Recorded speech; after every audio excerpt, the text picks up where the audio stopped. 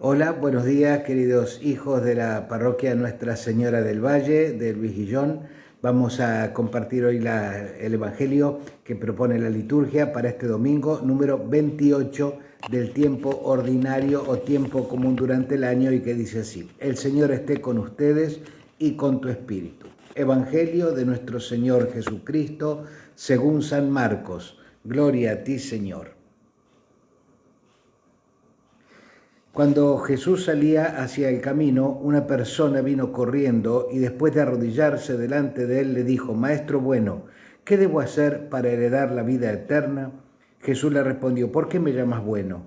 Nadie es bueno sino solamente Dios. Ya conoces los mandamientos: no mates, no cometas adulterio, no robes, no seas testigo falso, no cometas fraudes, honra a tu padre y a tu madre. El otro le dijo: Maestro, todo eso lo he observado desde que era joven. Entonces Jesús lo miró con amor y le dijo: Todavía te falta una cosa. Tienes que ir a vender todo lo que tienes y darlo a los pobres. Entonces tendrás un tesoro en el cielo. Después ven y sígueme. Al oír estas palabras se entristeció mucho y se fue apenado, porque tenía muchas riquezas. Entonces Jesús miró a los discípulos que estaban a su alrededor y les dijo: Qué difícil es que los ricos entren en el reino de Dios.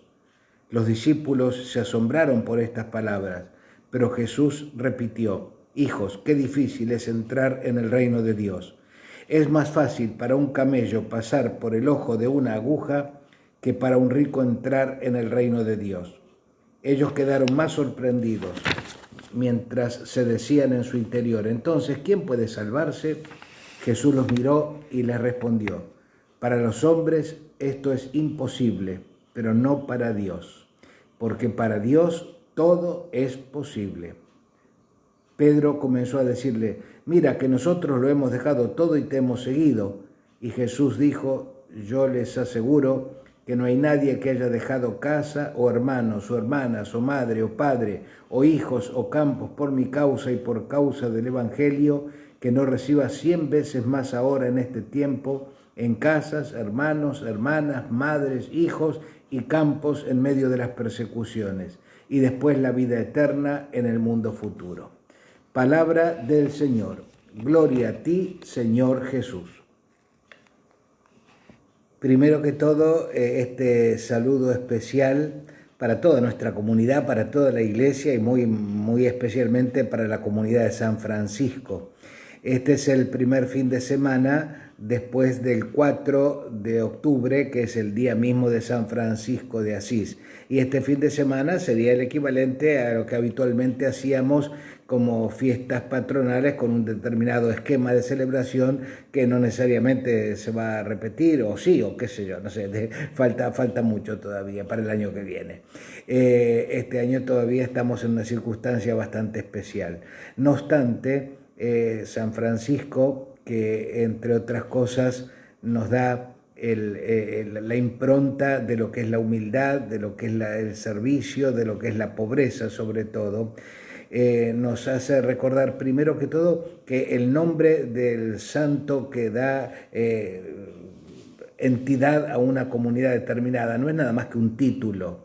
De vez en cuando hay que pararse a reflexionar: ¿y por qué nos habrá tocado este santo patrono de nuestra comunidad? Y de San Francisco, entre tantas cosas que tenemos que aprender, y de hecho lo vinculamos casi espontáneamente con ese tema, es la pobreza.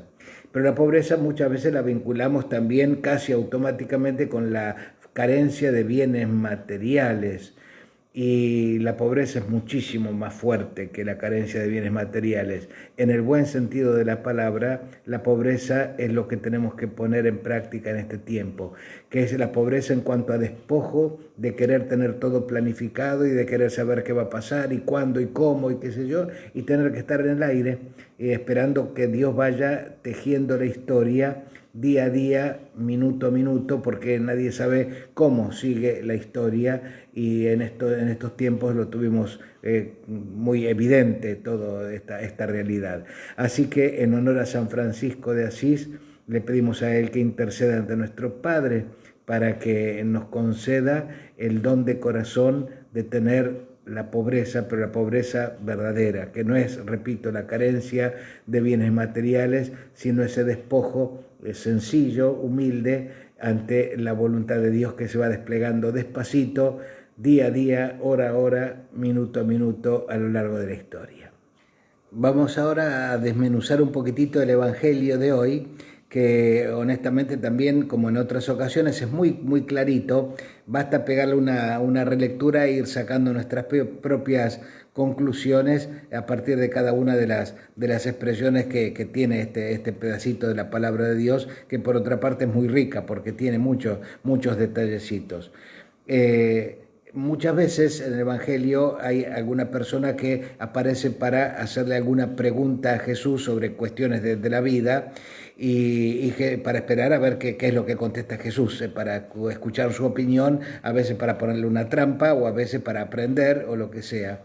Pero la persona que pregunta tiene un cierto rol protagónico. En el caso de hoy, Jesús responde de una forma que el interlocutor prácticamente queda un poquito en la penumbra, porque lo importante es que le da excusa a Jesús para decir todo lo que tiene que decirnos acerca de este punto concreto que se va a tocar en este Evangelio como central, que es el tema del vínculo que tenemos con lo que podemos llamar nuestras riquezas. Ese es el tema principal. Entonces lo importante no es quién le hizo la pregunta, ni quién era, ni qué es lo que lo inquietaba, sino la respuesta que da Jesús respecto, repito, el centro de toda esta enseñanza es qué tipo de vínculo tenemos con lo que podríamos llamar nuestras riquezas o nuestras posesiones. Y aquí vemos que, primer puntito, un hombre, dice el Evangelio, una persona, otra versión de otro evangelista del mismo texto dice que era un joven, viene corriendo cuando ve que venía Jesús, y seguramente de los casos de las personas que vienen a preguntar con inocencia, porque ya había oído hablar de Jesús, ya había visto algunos seguramente de sus milagros, y le resultaba una persona muy atractiva Jesús. Entonces, para querer seguirlo y para querer heredar lo que Jesús venía prometiendo, le dice: Maestro, ¿qué es lo que tengo que hacer yo para heredar la vida eterna?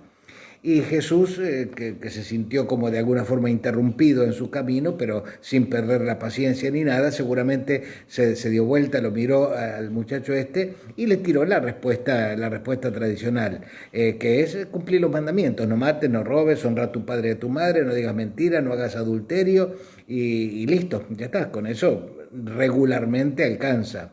Y siguió su camino. Pero este joven se ve que había algo que le picaba más adentro en su corazón y no se quedó conforme. Y le dice: Maestro, yo todo esto lo vengo cumpliendo desde mi juventud. O sea, era seguramente un muchacho bueno, un judío piadoso. Entonces Jesús descubre que había algo más adentro de este muchacho. Entonces ahí sí se para, lo mira a los ojos y lo miró con amor. Yo creo que uno se debe derretir cuando Jesús te mira a los ojos con amor. Le dice: mira, si me estás hablando en serio, entonces solamente te falta una cosa. Vende todo lo que tenés y venite conmigo. Y lamentablemente este muchacho, que vino corriendo en busca de una respuesta, y vino seguramente con alegría, con entusiasmo, dice, se retiró apenado porque poseía muchos bienes. Y la historia se frustró. Algunos dicen, a modo de ironía, o es una frasecita acuñada por ahí, que en la lápida de difunto de este joven dice simplemente: el que podría haber sido y no fue. No sé si entienden o se agarran el mensajito. Y de hecho algo parecido dice San Agustín, esto es verdad, no es una fábula, que dice esta frase, que parece un juego de palabras, pero es para analizarla. Quien deja todo, deja mucho, aunque sea poco.